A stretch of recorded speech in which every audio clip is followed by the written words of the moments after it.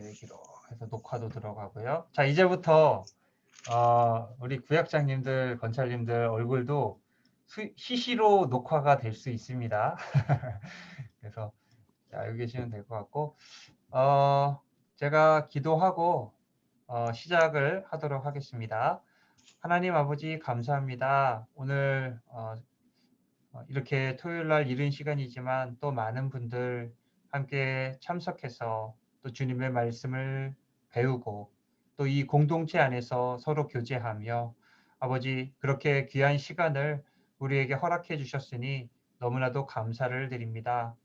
아버지 하나님, 주님 사랑하는 마음이 무엇보다도 우리의 마음속에 무럭무럭 자랄 수 있도록 주여 인도하여 주시옵소서.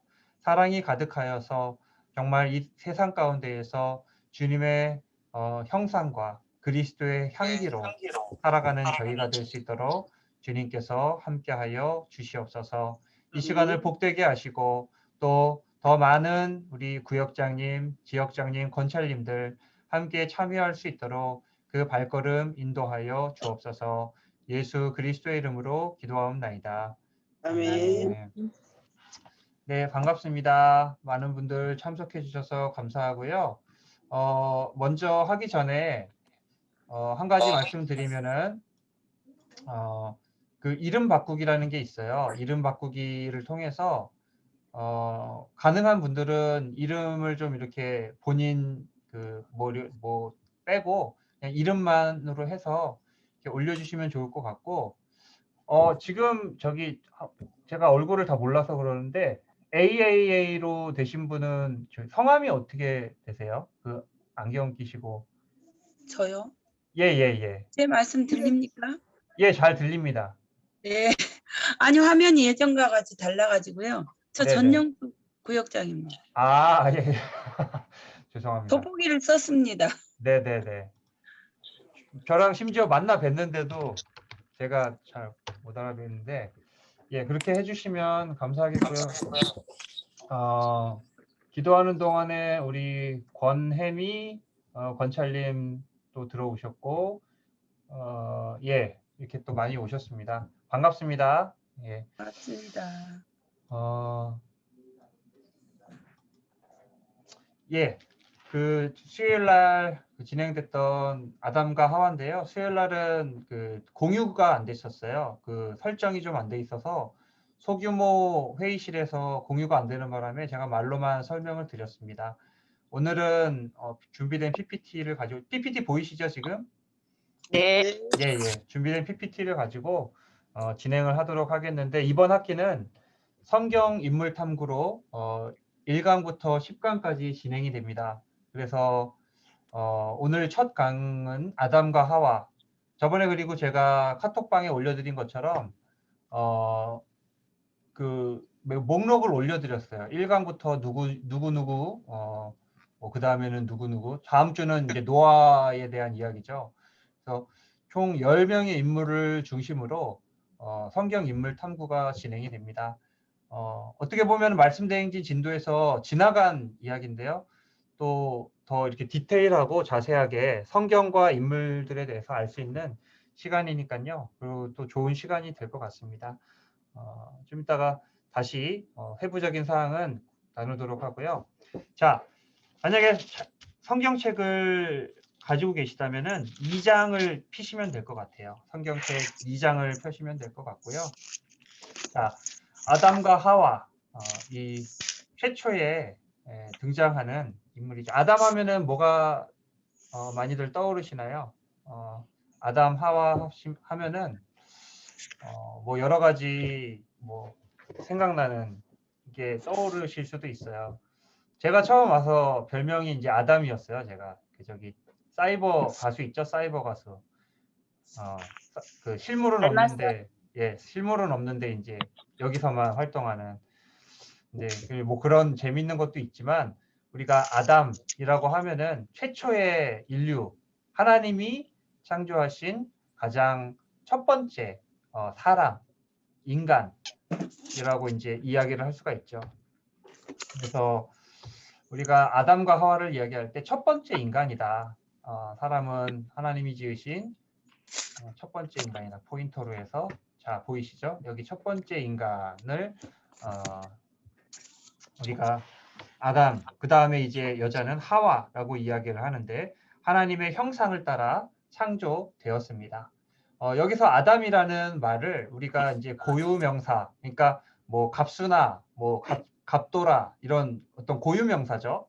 그만 가지고 있는 고유명사로 생각하기가 쉬운데 이 아담이라는 단어 자체가 고유명사가 아니에요.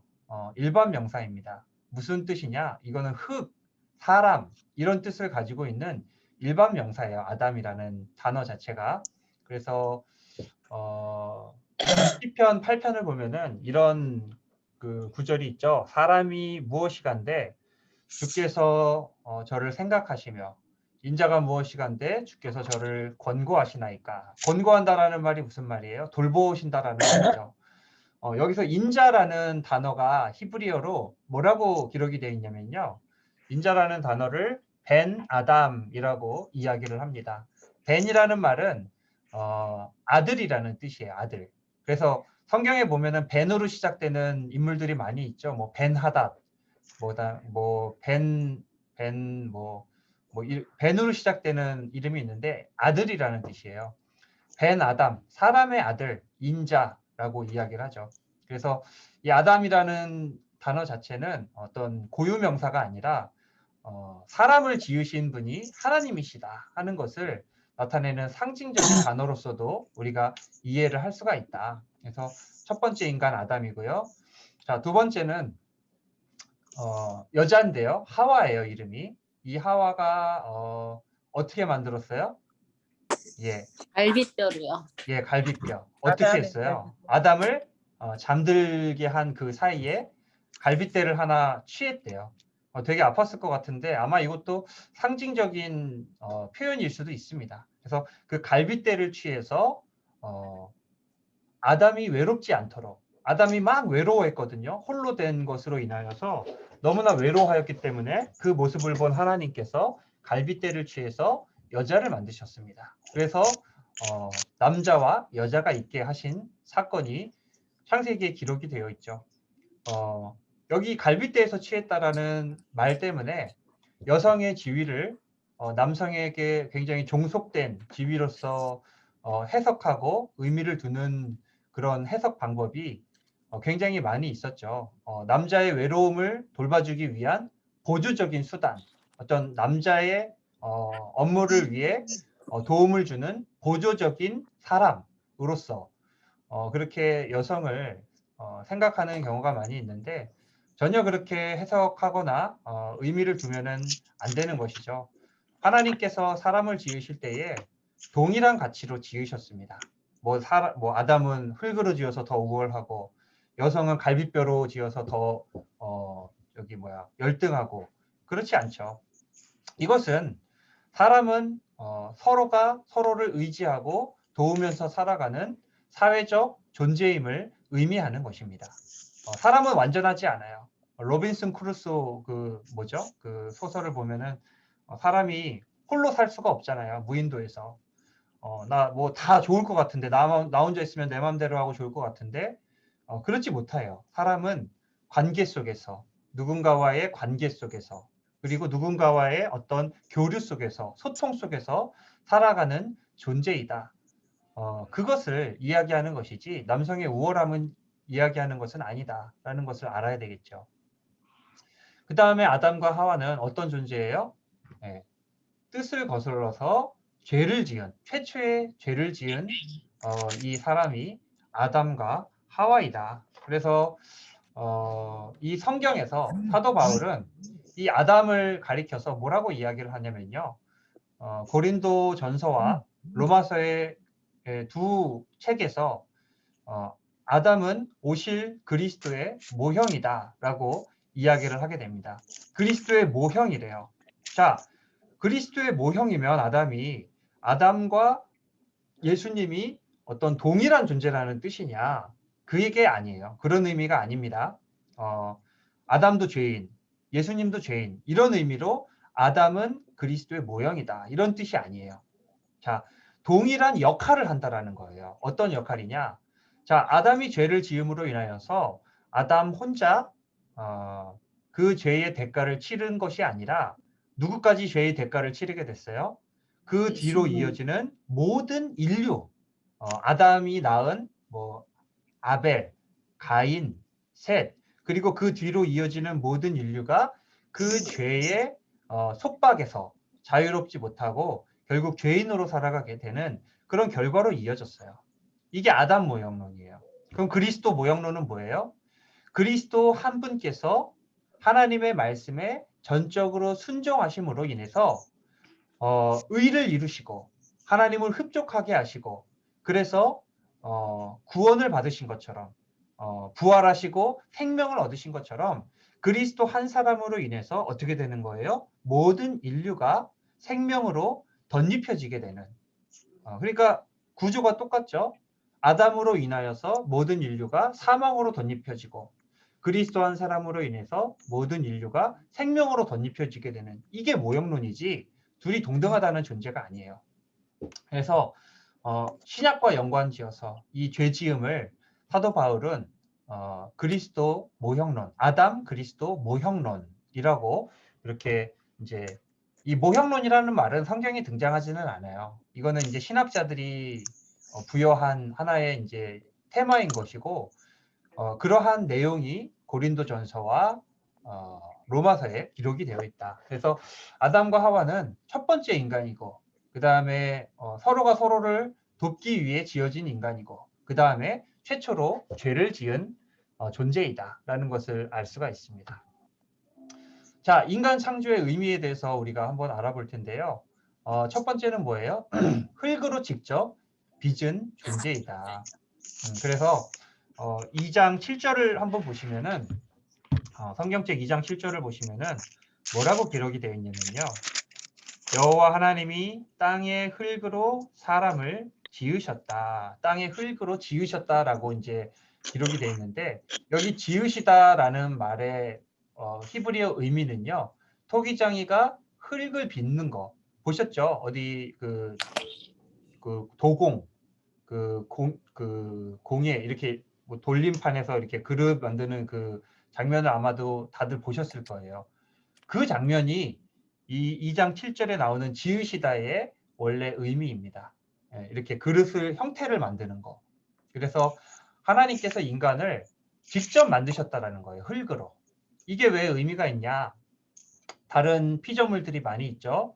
뭘 만들었어요? 뭐 빛도 있으라. 그 다음에 태양과 달과 별들과 그 다음에 묻과 물과 빛과 어둠과 동식물과 그 다음에 모든 것들을 다 하나님이 창조를 하셨는데 그 창조를 하셨을 때 지으시다라는 단어로 만든 게 없고 다 어떻게 했어요? 있으라, 있으라, 있으라, 있으라. 예. 말씀만으로 말씀으로만으로 창조해서 그게 부정하거나 속되다는 것이 아니라 사람만 하나님께서 흙으로 빚어서 만드셨다라는 거예요. 이것은 인간의 어떤 특별함, 다른 피조 세계나 피조 물들과 비교했을 때 인간의 독특한 지위를 보여주는 하나의 표현이다라고 볼 수가 있는 것이죠. 그래서 이 하나님의 이 만드신 담임 목사님께서 전에 그 말씀을 해주셨는데 두 가지가 있어요. 사람에게는 요소가 뭐예요? 하나는 흙이라는 미천한 존재. 그 다음에는 뭐예요? 하나님이 코에 뭘 불어넣으셨어요? 생기. 예, 생기, 생명. 2장 7절 그 뒤를 보시면 생기를 그 코에 불어넣으시니 사람이 생명이 되니라. 생기가 들어갔어요. 그 코에다가. 이거는 뭐예요? 하나님의 영이에요. 하나님의 요소예요. 미천한 흙이라는 존재와 거룩한 그리고 고귀한 하나님의 존재가 합쳐져서 만든 존재가 바로 사람이다. 이거는 뭘 의미하냐면 사람이 하나님의 영이 떠나면 하나님으로부터 멀어지면 하나님과의 관계가 끊어지면 어떤 존재다? 아무것도 아니다. 죽을 수밖에 없는 존재이다라는 것을 우리에게 이야기해 주는 것이죠. 그래서 요거는 좀 이따가 이제 그래서 요런 것들이 있다 하는 것을 보시면 되고요. 가장 중요한 것이 하나님의 형상이라는 말이거든요. 이거는 1장 27절, 창세기 1장 27절을 보시면은 하나님이 자기 형상, 곧 하나님의 형상대로 사람을 창조하셨다라고 기록이 되어 있습니다. 자, 창세기 1장 27절을 보시면은 하나님이 자기 형상이라는 말을 써요. 하나님의 형상이라는 말이 나옵니다. 여기서 형상이라는 말이 뭐예요?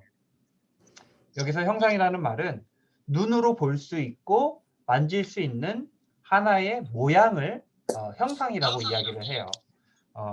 자, 이게 뭐예요? 제가 손에 들고 있는 게 이게 핸드폰이죠. 이게 뭐예요? 네모난 형상이에요. 만지면 네모난 걸 알 수 있죠. 눈으로 봐도 네모난 거를 알 수가 있어요. 그래서 형상은 만질 수 있고 볼 수 있는 아이콘, 하나의 어떤 물질을 우리가 형상이라고 하는데, 근데 하나님이 만질 수 있고 또 볼 수 있는 그런 형상이신가요? 아니요. 아니죠. 아니죠. 예. 하나님은 영이시다라고 골로새서에서 이야기를 합니다. 하나님은 영이시니, 예, 하나님은 영이시다. 요한복음에서도 이야기를 하죠. 그렇다면 하나님의 형상대로 사람을 지으셨다라는 의미는 무슨 뜻일까? 예. 첫 번째는 뭐예요?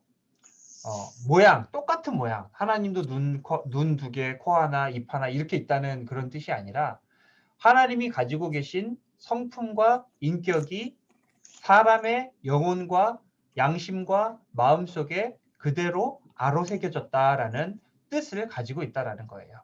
하나님이 가지고 계신 우리 인간에게 있는 죄의 성품이 아니라 하나님이 가지고 계신 거룩하신 성품. 예를 들면 자비, 사랑, 은혜, 인내, 이런 성품. 근데 또 하나님도 이런 것도 있어요. 분노하셨다. 하나님이 노하시고 분노하셨다. 화를 내셨다. 이런 성품도 있거든요. 이거는 어떤 성품일까요? 단순히 노했다는 것이 아니라 이것은 하나님의 정의, 하나님의 공의 이런 성품들을 이야기하는 것이거든요. 그래서 하나님의 형상을 따라 만들어졌다라는 것은 성품과 인격이 우리 인간의 영혼에 아로새겨졌다라는 것을 의미한다라고 볼 수가 있습니다. 자, 두 번째는 소통하는 존재예요. 하나님과 소통하는 존재로 만들어졌다. 이게 무슨 말이에요? 하나님이 영이신 것처럼 사람도 뭐예요? 영이에요, 영. 우리가 소통을 하려면 어떻게 하냐면요. 영과 영으로 소통을 하게 돼요. 내가 기계가 요즘에 뭐 말을 할 수가 있죠. 기계도 대화를 할 수 있는 기계가 요즘에 등장을 했어요. 그래서 내가 오늘 날씨 어때? 물어보면은 이 기계가 어떻게 해줘요? 대답을 해줘요. 오늘 날씨는 기온 뭐 영상 10도에 바람이 많고 오후에는 비가 있겠습니다. 이런 식으로 대답을 해줘요. 자, 이게 소통하는 거예요? 아니요. 이건 소통하는 게 아니에요. 왜요? 얘는 0이 없어요. 기계는 0이 없어요. 그렇기 때문에 이거는 하나의 작동인 거지 소통이라고 볼 수가 없어요. 소통은 뭐예요? 0과 0이 서로의 마음 문을 열고 왔다 갔다 이렇게 교류하는 것을 소통한다라고 이야기를 하게 됩니다. 사람은 어떤 존재냐면요. 하나님과 소통을 통해서 공급을 받고 삶을 유지해 나가는 존재로 지음을 받았어요. 마치 무엇과 같냐면요. 엄마와 태아가 뭘로 소통을 해요? 뭘로 주고받아요? 예, 탯줄. 탯줄로 엄마가 다 공급을 해주죠. 뭐 산소, 그 다음에 물, 영양분, 필요한 것들을 탯줄을 통해서 다 공급을 해주거든요. 그것과 같이 사람도 하나님과의 보이지 않는 영적인 탯줄이 있어요. 이 영적인 탯줄을 통해서 우리가 힘을 공급받아야 되고 하나님의 영을 공급받아야 되고 하나님의 생명을 공급받아야 되고 하나님이 주시는 사랑을 공급받아야 되고 그럴 때 사람이 온전한 사람으로서 살아갈 수가 있는 것이죠. 그래서 하나님의 형상을 따라 만들어진 두 번째 소통하는 존재로 창조되었다. 자, 세 번째는 통치적 대리자. 하나님이 이 땅을 다 만드셨어요. 그래서 이 땅을 관리해야 돼요. 이 땅을 다스려야 돼요. 근데 하나님이 직접 하지 않으시고 누구를 세워요? 사람을 통치적 대리자로 세우셨다. 자, 그래서 통치적 대리자로서 어떻게 이야기를 해요? 이렇게 이야기를 해요. 여기 뭐 27절이 아니라 28절인데요. 여기가 충만하라, 정복하라, 다스리라. 이렇게 이 땅을 정복하고 다스리고 충만하라. 그 안에 이제 생육하고 번성해서 충만하라. 이런 식으로 이야기를 하시는데 사람들이 오해를 하면 안 돼요. 뭘 오해를 하면 안 되냐면요. 이 다스리고 정복하라는 말은 잠시만요. 예. 이 다스리라는 말은 이 땅의 피해와 희생을 전제로 정복하고 다스리라는 말이 아닙니다. 다시 말하면 이 충만하라, 정복하라라는 말은 관리하라는 말이에요. 돌봐주라는 말이에요. 예. 근데 이제 이거를 잘못 이해하면은 인간의 정복과 다스림을 위해서는 얼마든지 자연이라든지 또 누군가의 피해와 희생도 정당화될 수 있다. 이런 식으로 가면 안 된다라는 거예요. 우리 부부 관계라든지 뭐 어떤 자녀와 부모의 관계라는 것도 그렇잖아요. 예. 부모와 자녀 관계는 아니네요. 이제 누군가의 일방적인 희생을 전제로 해서는 안 돼요. 부부 관계 혹은 친구 관계에 있어서는 서로 도울 수 있는 관계가 건강한 관계인 것이지 누구는 맨날 손해만 보고 누구는 맨날 이득만 보고 누구는 맨날 힘들기만 하고 누구는 맨날 편하기만 하고 이러면 관계가 어떻게 돼요? 깨지는 거죠. 이것이 아니라 서로 돌보아주고 서로 이득을 볼 수 있는 그런 관계가 돼야 된다라는 것. 그래서 하나님의 통치적 대리자로 사람은 지음을 받았다 하는 것을 우리가 기억해야 될 필요가 있습니다. 자, 그리고 이렇게 인간 창조를 마치고 나서는 뭐가 있어요? 안식일. 안식일을 통해서 하나님이 쉬셨다. 쉼을 누리셨다 하는 것을 성경은 우리에게 이야기를 하고 있습니다. 자, 이 쉼이라는 것은 누구를 위한 걸까요? 누구요? 누구요? 예, 나를 위해. 나, 인간, 나, 사람. 하나님은 쉬실 필요가 없습니다. 참고로 하나님은 지치지도 않으시고 졸지도 않으시고 뭐예요? 뭐 그렇잖아요. 시편에 그러잖아요. 졸지도 아니하시고 주무시지도 아니하시고 항상 눈동자와 같이 우리를 지켜보시고 보호해 주시는. 그러니까 하나님은 쉴 필요가 없는 분이세요. 그럼에도 불구하고 6일 동안 이 땅을 창조하시고 제7일째 되는 날에 안식을 취하신 것은 그것이 하나의 규례가 되어서 모든 사람들이 쉼을 누릴 수 있도록 만드시기 위함이었다 하는 것을 알 수가 있습니다. 그러니까 모든 사람들이 하나님이 만드신 창조 질서를 따라 쉼을 누리게 하는 거예요. 사람은 실제로 그렇게 지어졌어요. 열심히 계속 일만 하는 로봇 같은 존재가 아니라 6일 동안 열심히 일하면 어떻게 해요? 하루는 안식을 누려야 영혼이 회복되고 몸이 회복되고 그래서 다시 6일 동안 열심히 일할 수 있는 존재로 지어졌다라는 거예요. 근데 누구는 쉬고 누구는 쉬지 않고 이러면 안 돼요. 모든 사람이 다 쉼을 누릴 수 있도록. 자, 출애굽기에 그 10계명에 보면은 안식일 계명이 있는데요. 10계명은 두 개가 있어요. 하나는 출애굽기 20장에 기록이 되어 있고 또 하나는 신명기 5장에 기록이 되어 있습니다. 근데 신명기 5장에 기록된 안식일 규례를 보면 그 안식일의 근거로서 이야기하는 게 뭐냐면 여기 신명기 5장 15절 있죠. 여기서 뭐라고 하냐면요. 그 안식일의 근거로서 출애굽 사건을 이야기하시는 것을 볼 수가 있습니다. 내가 애굽 땅에서 종이 되었었는데 내가 거기서 너를 인도하여 내었다. 그러므로 안식일을 지키라. 그게 무슨 말이에요? 내가 쉬지도 못하고 노동의 족쇄를 차고 그렇게 고통스러워하던 너희들을 해방시켜서 너희를 쉬게 하였던 것처럼 너희도 노예든지 뭐 종이든지 너희 주변에 있는 그런 소외된 사람들을 혹사시키거나 부려먹지 말고 그들에게도 동일하게 안식을 베풀어라. 내가 너희에게 베푼 것과 같이 너희도 베풀어라. 내가 너희를 쉬게 한 것 같이 너희도 쉬게 하라. 이런 의미로 이 신명기에서 말씀을 하셨다라는 거예요. 하나님이 원하시는 건 뭐예요?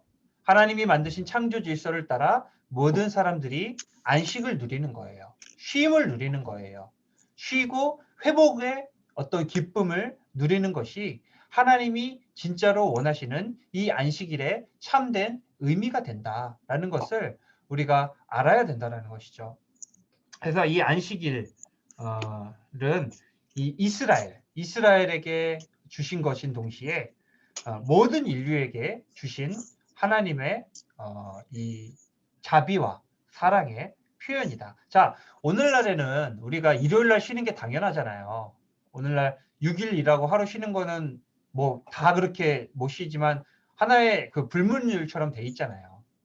근데 2000년 전, 3000년 전에는 그랬을까요? 그렇지 않았어요. 그때는 이 쉰다라는 것 자체가 모두에게 공통적인 것이 아니라 어떤 특권층 혹은 지도자층, 그 다음에 정복층 이런 사람들에게 부여되는 특권이었거든요. 그러니까 이거를 부수시는 거예요. 모든 사람이 쉬도록 하라. 굉장히 혁명적인 법률이었다라는 것을 우리가 알 수 있다는 것이죠. 자, 그래서 이렇게 하나님께서 창조를 마치셨는데 무슨 일이 일어나요? 예, 질서가 파괴되죠. 자, 질서는 뭐예요? 하나님께서 지으신 이 에덴 동산 안에서 하나님이 주신 법이 있어요.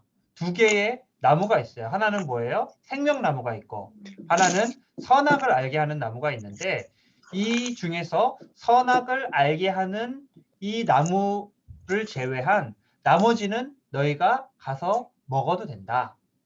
그러나 이것만은 건드리지 말아라 하는 것을 말씀하신 것이죠.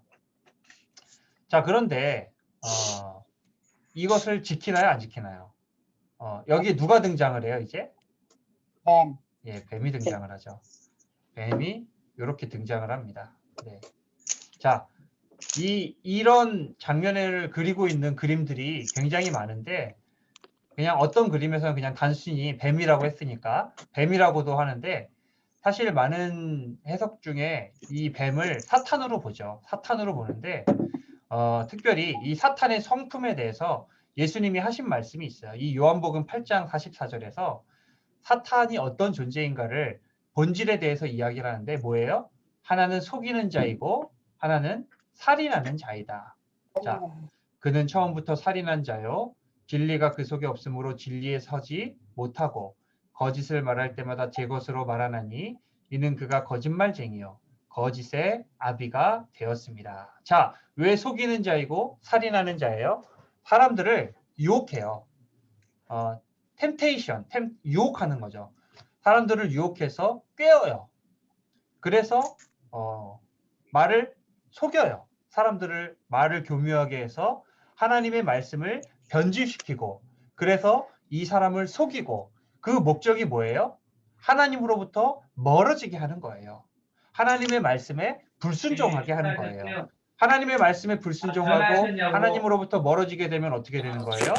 그 사람은 결국에 죽음에 이르게 되겠죠. 그러니까 본질은 뭐예요? 속이는 자인 동시에 살인하는 자가 맞는 거예요. 얼마나 예수님께서 이 본질을 정확하게 보신 거냐고요. 그래서 이 그림에서 보시는 것처럼 선악을 알게 하는 나무. 이제 많은 사람들이 아마도 그냥 그 마이크 좀 꺼주십시오. 그 시끄러운 저기가 좀 있는데 마이크를 꺼주십시오 좀. 아예 바쁘대 지금. 예, 그러니까 잠시만요. 제가 할게요. 예. 하나가 시끄러우면 다 시끄러워가지고 예. 뭔 얘기했다 말았죠? 뭔 얘기했죠, 제가? 시끄럽다고 했어요. 살인하는 자, 속이는 자, 사탄은 예. 아무튼 예. 거짓말쟁이. 속이는 예.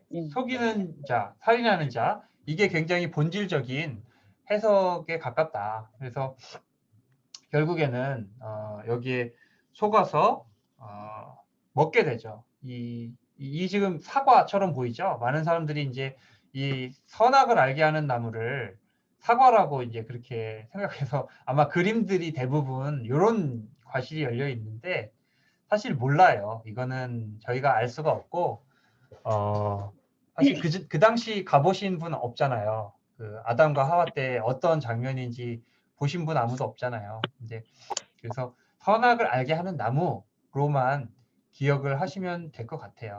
그래서 이가 이렇게 사탄이 꾀임을 하게 될 때에 어떻게 해요? 이제 넘어가게 되죠.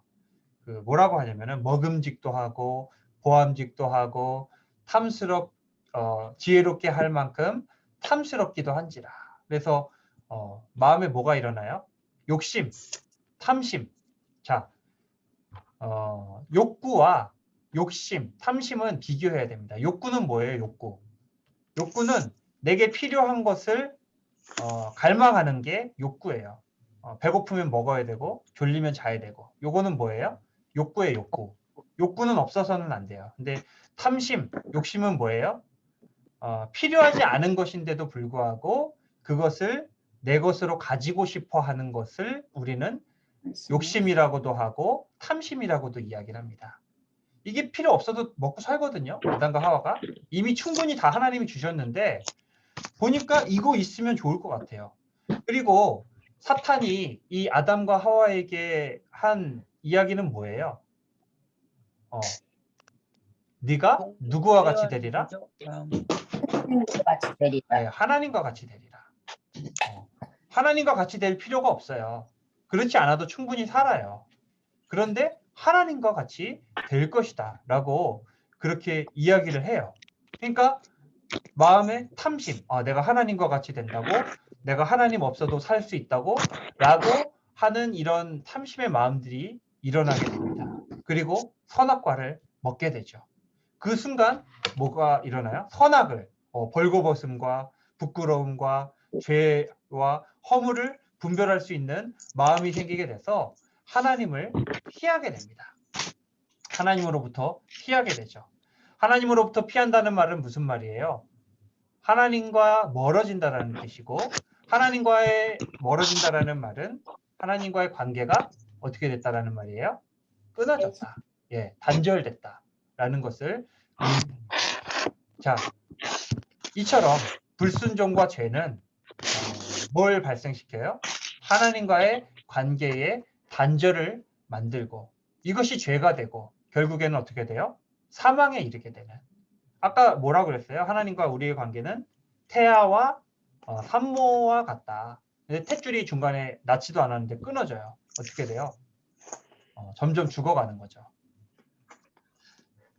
자, 그래서 죄의 마지막은 심판과 사망이다.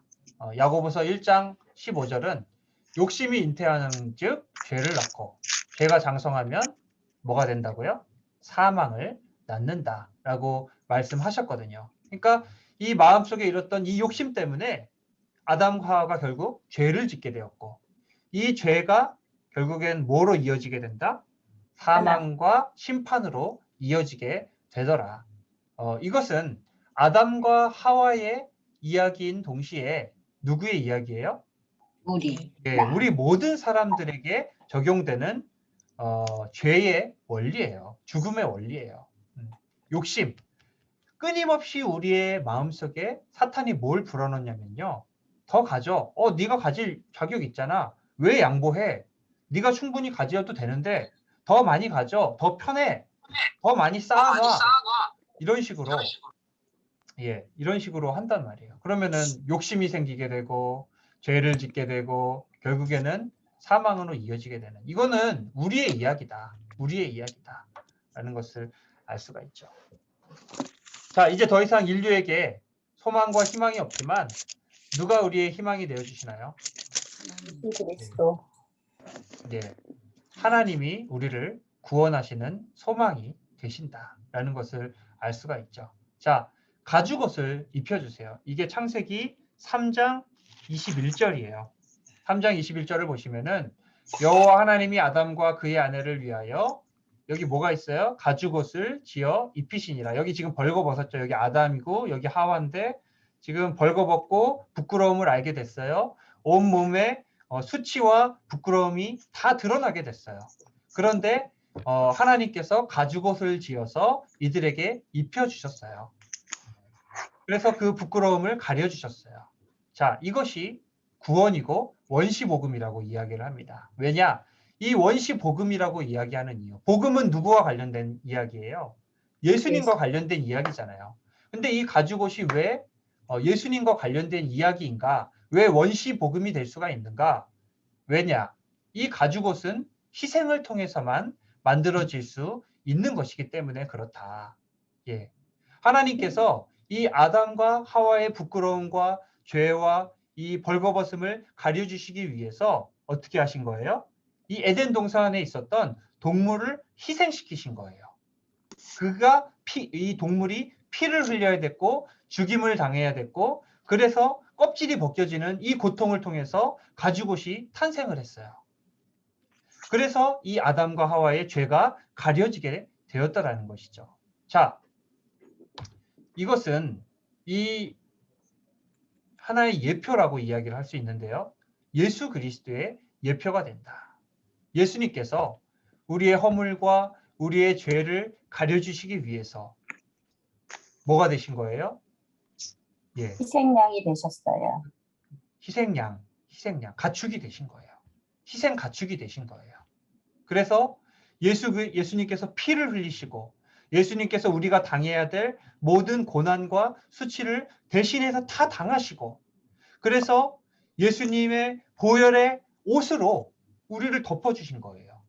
예수님의 피로 물든 그 의의 옷으로 우리를 덮어주셨기 때문에 우리의 모든 죄가 사함을 받고 우리는 하나님의 자녀요. 하나님 나라의 백성으로서 다시 하나님 앞에 설 수 있는 존재가 되었더라. 그러니까 이 가죽옷 사건과 이 예수 그리스도의 십자가 사건은 아주 모형적으로 닮아 있다.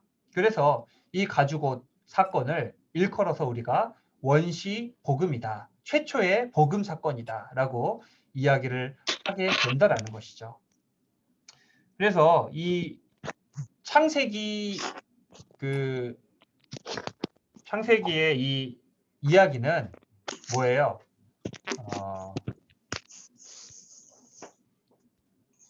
최초의 이 이야기부터 우리는 뭘 알 수가 있냐면요. 아, 성경은 하나님의 구원사로구나 하는 것을 알 수가 있습니다.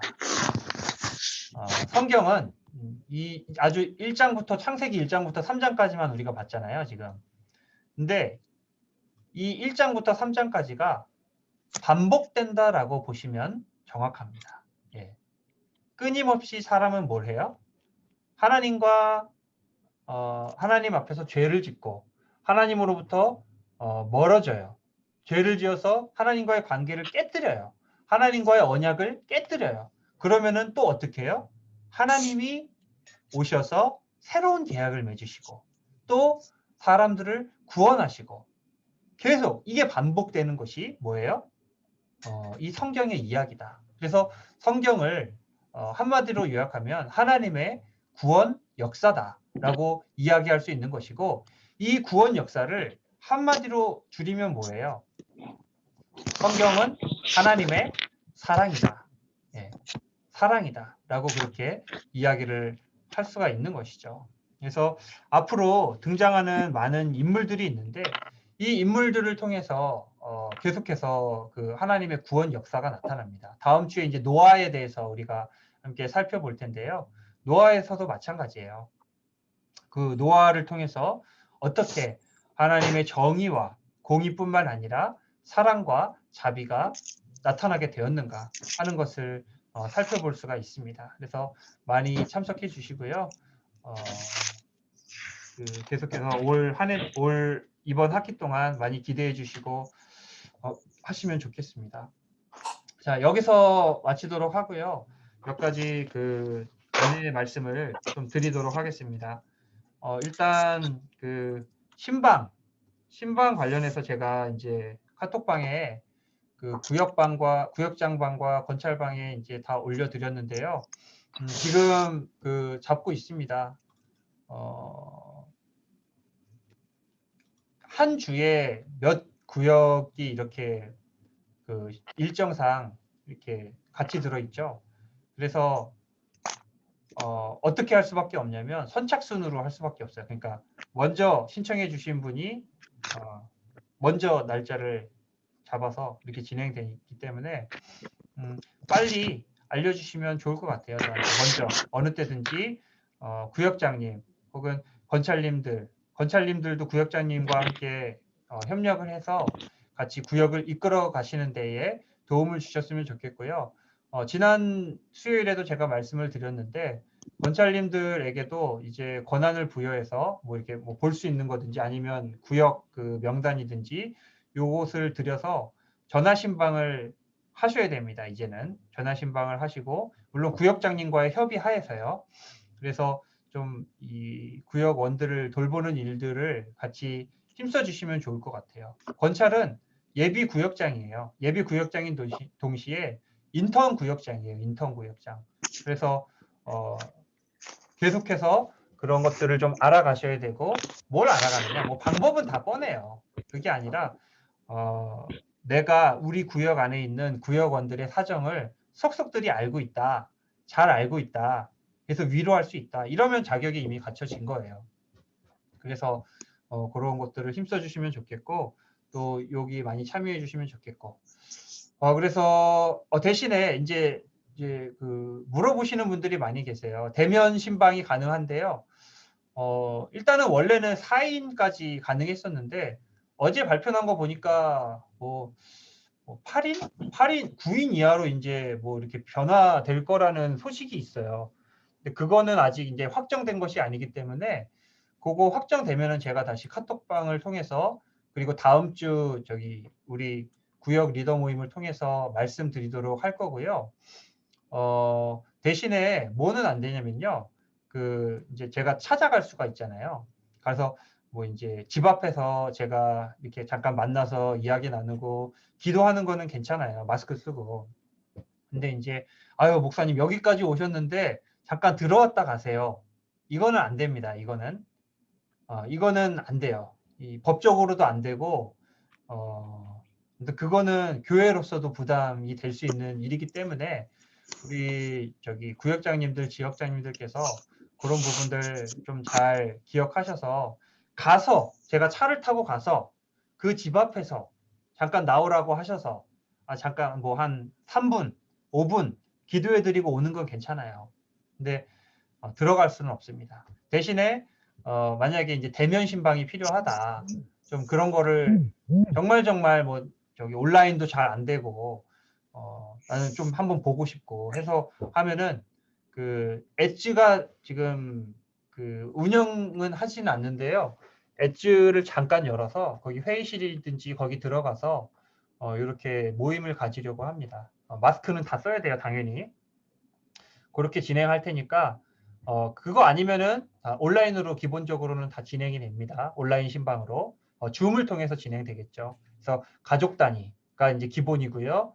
가족 단위가 만약에 어렵다, 집에 뭐 안 믿는 분들도 계시고 뭐 우리는 뭐 시간 내기가 어렵고 그러면은 뭐 구역 안에서 뭐 좀 이렇게 몇몇 분들 혹은 구역장님 중심으로 이게 구역원들 몇 명이 모여서 하는 것도 상관없습니다. 어떤 형태든 상관없으니까요. 저랑 만나서 온라인으로라도 만나서 기도 제목도 나누고 그 다음에 같이 예배드리고 그렇게 하는 것이 목적이다. 이렇게 알고 계시면 될 것 같습니다. 그래서 구역별로 신청해 주시면 될 것 같고요. 오늘 토요일 날 오전에 모였는데 제가 이야기를 들어보니까 뭐 큐티 모임도 가끔 요 시간에 있고 다른 모임들이 있을 수 있다고 그래요. 그래서 저는 저녁이라도 많은 분들이 참여만 하실 수 있다면 저녁 시간으로 이거를 바꿔서도 할 수가 있거든요. 한번 마이크를 다 켜시고 이 시간이 괜찮으신지 아니면은 근데 이제 제가 안 되는 시간이 있어요. 주말에. 이제 어쨌든 개별 모임은 주말에 해야 돼요. 직장 다니시는 분들 때문에 주말에 해야 되는데 제가 안 되는 시간은 주일 오후는 제가 제자사역부 사역이 있어서 안 되고 오후 시간에 뭐 토요일 저녁이든 주일 저녁이든 아니면 토요일 오후든 시간을 정할 수가 있는데 어떠신가요, 다들? 그러니까 토요일 오전, 토요일 오후, 그다음에 저녁, 그다음에 주일 저녁 이렇게 있는데 대충 네 타임이죠. 어떠신가요? 이 시간이 괜찮으시면 아무 말씀 안 하셔도 되고 만약에 다른 시간이 더 낫겠다, 더 많이 참여할 수 있겠다, 내가 알기로는 그런 분들이 있으시면은 좀 저에게 지금 알려주시면은 제가 좀 상황을 좀 파악을 해서 변동을 하든지 하겠습니다. 어떠신가요?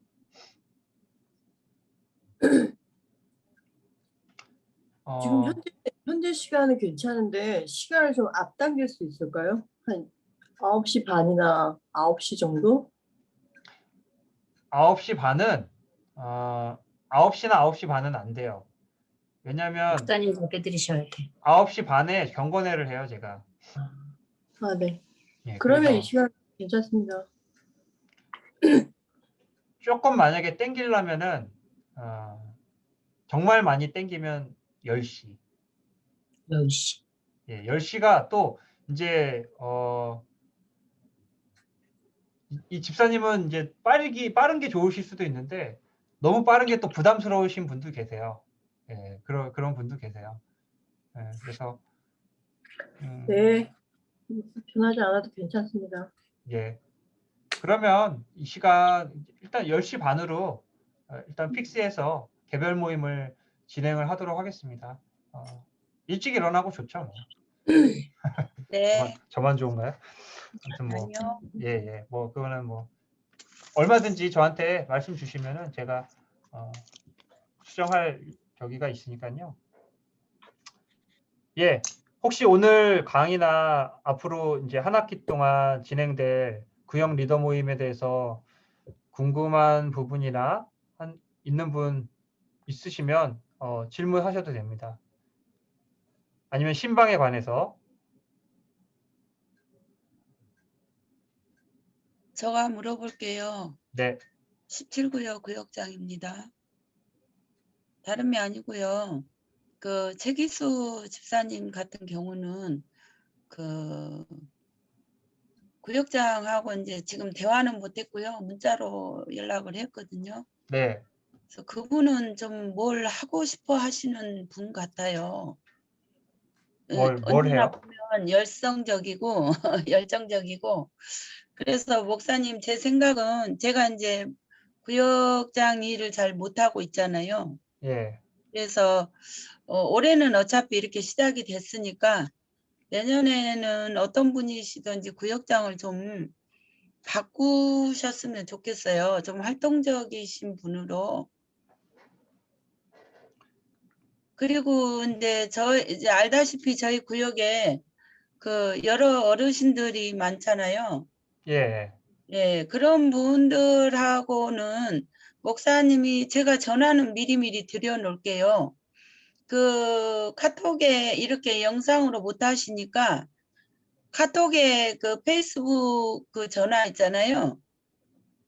예. 그런 영상으로 좀 하시고 그러시면 어떨까 하는 생각도 들거든요. 어르신들 얼굴을 전혀 보고 영상 통화를 안 하시니까 그분들이 뭘 하라는 말씀이시죠? 신방 말씀이죠. 신방. 신방이요? 네. 전화 카톡에 페이스톡으로 해주시면 되겠다는 그 말인 것 페이스북 같아요. 영상으로 좀 이갑순 집사님이나 이제 김종심 집사님은 병원에 계시니까 할 수 없으실 거고. 그러니까 저기 예. 이런 것들은 네. 요런 것들은 이제 저랑 개인적으로 통화해서 네. 잡으시면 되고요. 요거는 구역일이잖아요. 네. 그래서 저랑 개인적으로 통화해서 이렇게 일정이나 뭐 누구누구 이렇게 신방해 주십시오라고 이제 그걸 말씀하시면 되고요. 네. 지금은 목사님 예. 그러면 사실 원래 온라인 신방을 할 때는 목사님께 지금 갑자기 권사님 얘기하시니까 원래 줌으로 하려고 하셨던 거죠. 대면이 안 되면. 그럼 지금 말씀하신 대로 카카오톡에 페이스톡이나 이런 걸로 유도를 좀 해서 그러니까 지금 이게 줌을 이용을 못 하시는 분들은 그렇게 해도 이용하기 쉽지. 될까요? 네, 지금 갑자기 팁이 생긴 것 같은데, 예. 어르신들도 카톡은 깔아놓으신 분들은 있으니까, 그쵸. 전화 화상은 또 조금, 예, 요금제나 이런 아이폰끼리만 되고 막 이런 게 있으니까, 줌이 어려워서 그러신 거면은 카카오 페이스톡으로 신방을 하는 방향도 가능하면 여쭤보는 이게 가요? 카카오에 페이스북을 하실 수 있을지 그것도 그렇고 와이파이가 터져야 되잖아. 그렇긴 한데 그래도 또 카톡은 어르신들이 좀 깔아놓으신 분들이 간혹 있으면 이렇게 받기만 누르면 되니까. 어르신들 카톡 잘 못해요. 근데 그래요? 제가 옆에 젊으신 분도 있으셔야 돼요. 제가 아. 저희 부모님이랑도 가끔 이 페이스톡을 몇 번 해봤는데 이제 지금은 하시는데 되게 오래 걸렸어요. 하는데 그거 누르시라고 그거 누르셔요. 그거 좀 그거 막 소리 높아지다가 좀 천천히 얘기해 막 그러고. 그럼 줌이랑 별반 다른 게 없는 거네요. 줌보다는 조금 그래도 쉬울 수 있는데, 그러니까 이제 이런 것들을 사실은 구역장님들께서 좀 알려주시고, 제가 모든 31구역까지 다 제가 구역원들을 알려드릴 수가 없으니까 구역장님들께서 그거 방법을 알려드리면은 사실 이 카카오톡, 페이스톡은 여기 컴퓨터로도 할 수 있어요. 제가 여기서 기능이 있어가지고 여기 지금 요 달아놓은 카메라를 이용해서 여기서도 저는 얼마든지 할 수가 있어요. 그렇게 할 수 있는데 사실은 어르신들이 그리고 어떤 어르신들은 저기가 안 된다고 집에 와이파이가. 와이파이가 안 돼. 인터넷이 안 된다고. 와이파이 안 되는 분들이 데이터도 없으시더라고요. 보통. 그래가지고 이게 데이터가 필요하거든요. 맞아요. 그래서 안 되는 경우가 있는데 우리 전영수 집사님 말씀처럼 그 페이스톡으로 만약에 그렇게 하려고 한다면은 줌과 같이 그러니까 기반 인프라가 깔려야 돼요. 그게 그러니까 이게 할 수가 있는 그 설치가 쉽기는 더 쉬워요. 확실히 줌보다는 훨씬 쉬운데 그런 거를 좀 알려주시면 제가 아니, 제 생각은 대부분이 유선 TV를 보잖아요. 그럴 때 다 웬만하면 설치가 돼 있는 걸로 알고 있어서 제가 인터넷하고 틀려요. 하는 겁니다. 근데 요즘 TV는 서비스로 해주기도 하기는 하는데 말씀하신 대로 결국은 개인차인 거죠. 그래요? 맞아요. TV 대부분 깔면서 많이. 와이파이가 집에 설치가 돼 있는 걸로 알고 있어서 그러니까 제가 한번 건의를 해보는 겁니다. 되는 건 좋은 되는. 건의가 너무 좋은 건의고요. 네네. 그러니까 페이스톡으로 네네. 이제 신방을 하기 전에 네네. 구역장님들께서 먼저 한번 페이스톡을 해보시면 되잖아요. 네네. 그래서 그럴게. 그러면은 이게 그분들도 이렇게 되면 되는구나를 아시잖아요. 네네. 그래서 네네. 미리 한번 해보시고 네네. 그다음에 이제 알려주시면 네. 훨씬 이제 신방하는데 또 이거 하느라고 막 서로 뭐 약속 잡아놨다 못 보고 이런 그 민망한 일이 없으니까 네네. 그것만 하면은 사실 뭐 이거는 문제도 아닙니다. 사실은. 그러니까 지금은 그냥 줌이라는 온라인이라는 의미로 줌 신방이라고 말씀을 드린 거고 네. 만나는 게 중요해요. 만나는 게. 저 또 하나. 예. 그러면 원래 줌으로 하면 목사님이랑 구역장이랑 가족이랑 다 같이 원래 만나는 거죠. 원래 그런 게 의도 맞죠. 그러면 페이스톡은 사실은 그룹도 채팅이 되긴 하지만 안 된 목사님이랑 두 분만 시간을 잡으면 되나요? 1대1 신방이요? 그렇게 되는 건가요?